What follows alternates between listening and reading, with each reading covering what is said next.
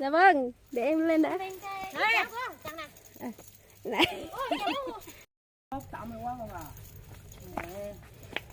Đi đây con, không chịu đi à? Con này chơi, muốn chơi thôi. Cứ hoa hồng đẹp chưa?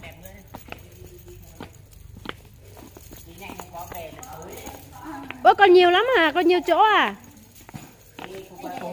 Ui, ai cho nên đâu thì học quá. Ông ta thấy thức tàng luôn á, thì thôi đó. Trồng đâu, đi pin trồng đi.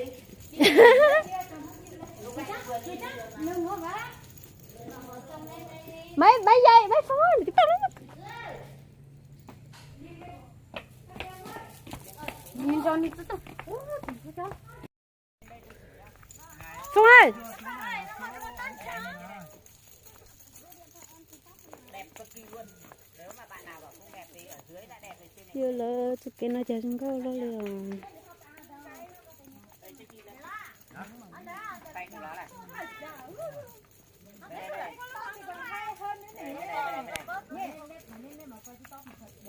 Đúng rồi, quay bay TikTok. Đây, đúng rồi, TikTok đây, chụp cái này.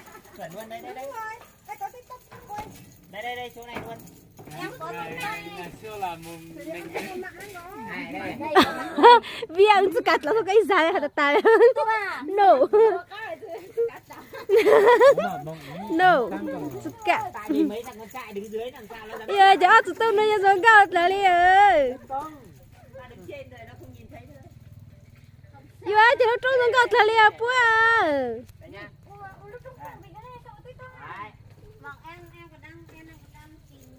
thầy ơi, chỗ này thì mình một mình chụp thì phải ngâm câu thơ là như nào nhỉ? Một mình đứng giữa rừng hoa bơ vơ à hay cái gì ấy nhỉ? Không, mày cái chào lên đây đi, mày có chào. Bố mua sư sao ta lên á. Đúng rồi, nó ra chỗ khác rồi trèo lên mà xem đây, trên này có đẹp có 10 lần luôn. Vâng. Suka. Nó đi rồi, không nhìn đấy đi đâu. Vâng. Nó đi rồi. Bà lên đây, chỗ này, đây này.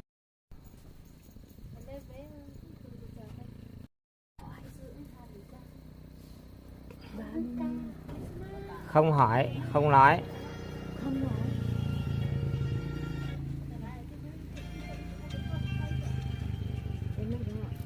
Hầu chơi xong ông tôi ra, nó chỉ có ngay vậy, vậy là con lùng này nó không tưởng chỉ có ngay vậy.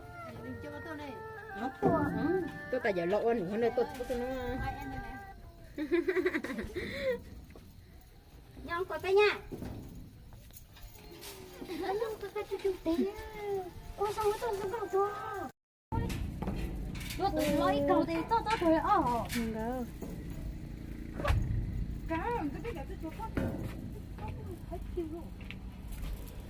Thật không ý đây chứ lôi. Không có chấp lại là không có chấp lại nè.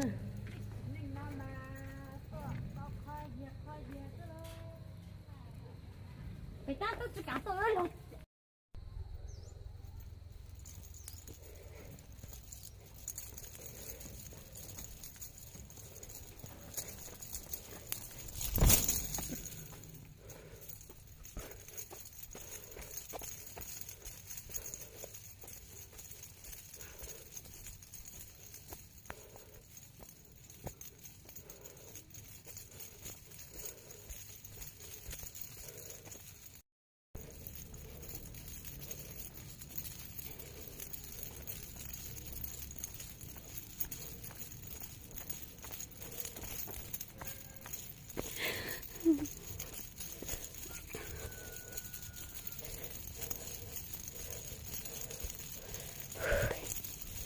Cho xe trâu lên.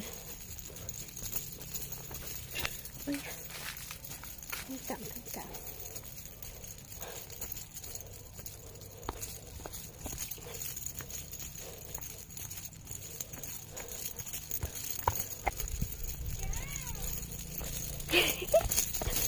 Chuyện gì muốn đây mà.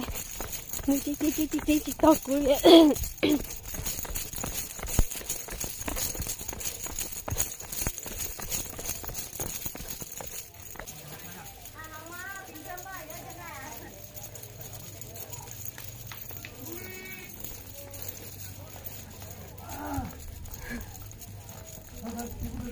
Thấy cô gái xinh chưa?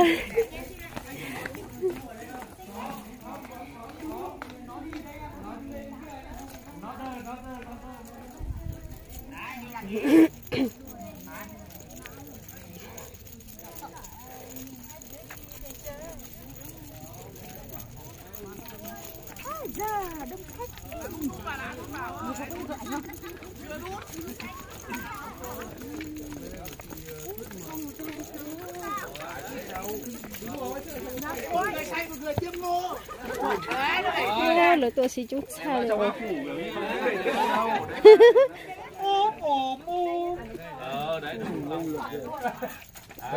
Con ném dân tộc này. Vâng ạ. Xinh không anh ơi? Quá tuyệt vời luôn. Thật không? Tuyệt vời luôn. Quá tuyệt vời. Ai bảo là dân tộc? Em là người Kinh mà. Em là Kinh mà đâu phải Mông đâu. Không.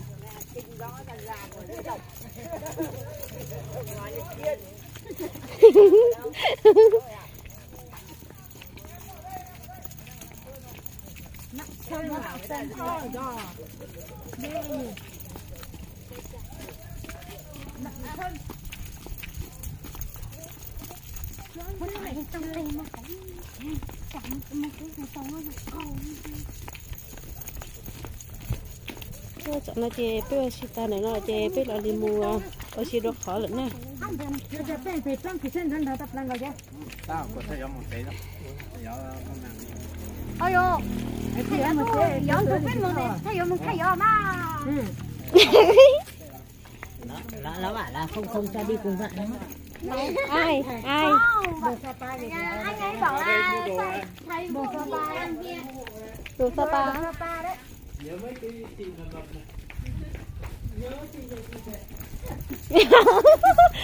Má.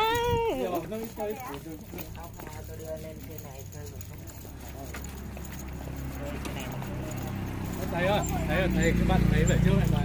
Thay gió thì trong cái một ít khó nè. Bây giờ thầy về hay là thầy đi chơi đấy? Thầy bạn thầy cứ về trước hả? Thay gió bệnh Ý là thầy cũng bận không? Nếu thầy cũng bận thì đi chơi cùng nhau. Còn thầy bận thì Nếu thầy là các bạn ngại tôi đi cùng thì không, thầy cứ không bao giờ ngại. Nhưng mà sợ Đi nhanh nhanh đi. tôi cũng bận thì nhà tôi tân sinh sạch đấu cơ. Tại sao nó chè bê lọ lì cho các mua xí đó khó lắm nè. đây rồi một xin nữa sát sát lấy tiền thì xin mà là ló giấy đấy nữa Cô là gì? là giấy cha đấy nữa cứ cho cô tụi mình ăn mà sao sao Mẹ. tụi mình ăn mà hình như thế Cái tức khổng tay y hả? mình man đó cho nên nhủ cho chuối nữa Có gì tụi ông hút cho người hào này? tụi nó mà nếu gì cả hao lên nè À. tất này cái nó mà Mà. nên nó sao Là xin nó bé ta tạo cho mẹ cho các mua bé mua xí đó khó thế lý xin á. Tại xin nó chè bé từ cho nữa khó chơi nọ thế. Bé từ cho các lọ lì mua xí không nọ thế nè. Ôi lơ chúng có cười rồi.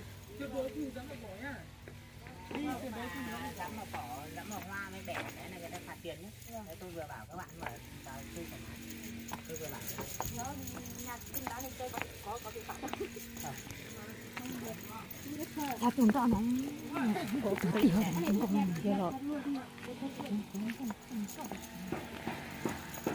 đấy như các bạn dẫm vào cỏ hoặc ngồi lên cỏ hoặc bẻ cây này là bắt thật tiền. À.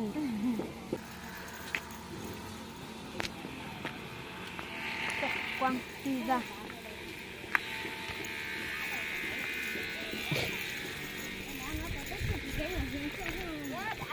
Cái đá này là người ta lấy ở cạnh dưới mái. Cô á chị đi.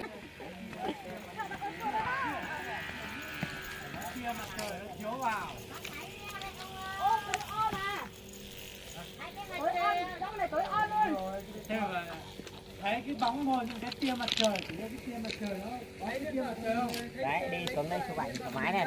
Đây này bạn này mà đây này em chụp ảnh nghệ thuật rất đẹp nha. Chụp xuống được không? Đi với tôi chỉ cho anh. Tại vì những chỗ này tôi đi quen rồi. Nó bây giờ mình cắt tiền nó non cho họ thành đi đây đi. bây giờ nó mà để bây giờ chỉ cho tao sủi ra để Ta tên là có cái tao tập là. bây giờ muốn tập là nó chỉ là